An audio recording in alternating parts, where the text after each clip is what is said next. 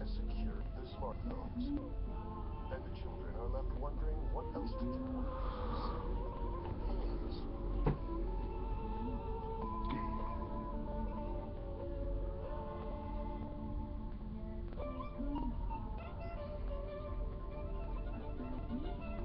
Welcome back, heads.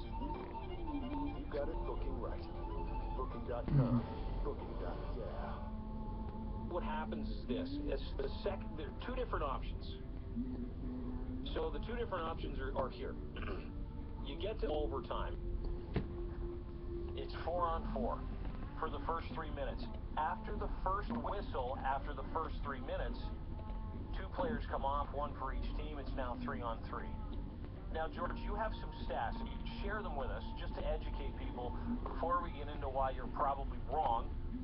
Let's help you make friends first. Give us some stats on why, how, and what, and how the NHL has arrived at 3-on-3. Well, the AHL has the overtime where it's 7 minutes, and then after 3 minutes of the first whistle, they switch to 3-on-3. So as of Monday, 922 games in the American Hockey League have been played. 224 were extended to overtime. Of those 224, 171 games were decided in OT, a 76.3% rate. Last season, 35.3% of those games were settled in overtime. Of the 171 goals scored in overtime this season in the AHL team, 73 of those have been scored during the allotted 3-on-3. How many total? 70. No, the number before that. 171. Just under half. Right. So 73 of those have been scored 40%. on 3-on-3. Right. So there's a big drastic. Last season, 18.6% of those games are going to a shootout. Now it's only 5.6%. So job done. That's what the NHL wants to do. They want to not, because there's too many. See, if more games had ended in overtime, we wouldn't be here talking about this. However, coaches and players and managers are smart, and they're like, hey, let's just play for the shootout. We got some guys that can score. It's a breakaway. It's a chance. We trust our goaltender. If you've got Carey Price in net, you're going to want to try and play for the shootout. Although Carey Price isn't great in shootout. But if you've got some guys, if you've got a Kane, if you've got a Taves, you don't mind going to a shootout.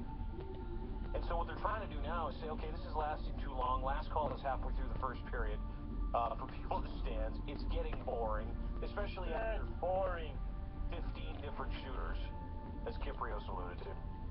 Ryan Pepper. Yeah, I'm kind of, basically hockey people have decided they're kind of tired of shootouts, and I think 4-on-4, they're realizing it's not as exciting as it used to be. So how to solve this 3-on-3 hockey, and I'm down with it. Let's do it. Me too. I like the shootout idea. A lot of people didn't. It's just getting boring, and you're mentioning some of the great players that come out in the shootout. Not a lot of the elite players are always good in the shootouts, too. You always thought Ovechkin would be great in the shootout. He's not great in the shootout. So that whole idea of watching the elite players score breakaway goals to end the game doesn't really happen. But you know what it did too? It just to further your point, you're absolutely right, is it changed the way the teams actually had, like teams would carry guys and to score on a breakaway, to score in a shootout.